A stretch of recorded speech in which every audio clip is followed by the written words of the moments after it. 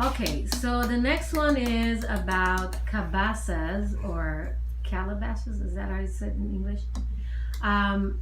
From interviews that I've done in Brazil, Donna Cici was explaining to me that there's certain burial rituals that happen with cabasas that they would do.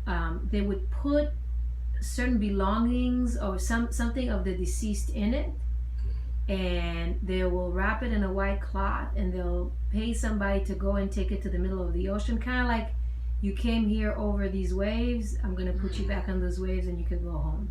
Which I thought it was beautiful. Yeah, that boy. But maybe you guys could talk about, like, you know, what you know about the importance of the so the cabasa or the gourd is it's two things. One, it could be keregbe or ado.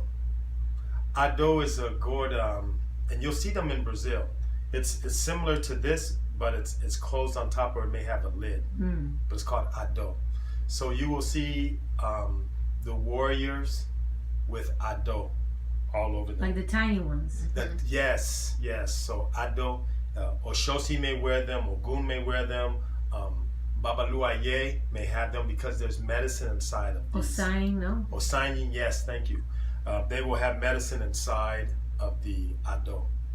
Also, there are odus, which odu is the scripture of Ifa. It's 256 odus. The scripture of Ifa speaks on everything we're talking about. There's an odu that would relate to that. But keregbe is a gourd that is not beautiful. And so Ifa talks about the gourd being used for water and also as a container. That's a whole nother thing. Maybe Fayomi can speak on the container of feminine energy. But keregbe speaks of how the gourd was plain, and then it met Aje, which is the power of wealth and money, and she made the gourd beautiful by putting beads. And so then it becomes like the shekere, which you find in a lot of, I'm sure it's in Brazilian music, Afro-Cuban music. So that's a big piece of all the symbolism around the gourd. So it's a container. It also changes ashe. So it goes from, we say keregbe goes from being ordinary to something very beautiful. That doesn't work as hard, right? That's right. That's right. So now it's using a different function. It's bringing music and sound and beauty instead of just carrying water, which that's important as well. Yeah. But it's almost like the shekere is elevated to a different status once the beads, because the beads are sacred. The beads are sacred in Ifa, and cowrie shells are sacred in Ifa. And so that's why it elevates. And I wanted to say something else about the cabasa. It's also part of the gourd for binimbau, correct? Yeah. So the binimbau is, the interesting thing about capoeira is that it has groundwork of the Congolese culture as well in there. So that cabasa is connected to the binimbau, which is basically an instrument from the Bantu people. So you find that binimbau all over Central Africa, areas of East Africa, and even into West Africa in Ghana. It's there. But the gourd is another piece that allows the music to take a spiritual component to it. That's why when you're touching it on and off your body, the spirit is speaking through. That's why it has that sound. That's the sound of spirit. It's not just a regular musical sound. It turns into something else.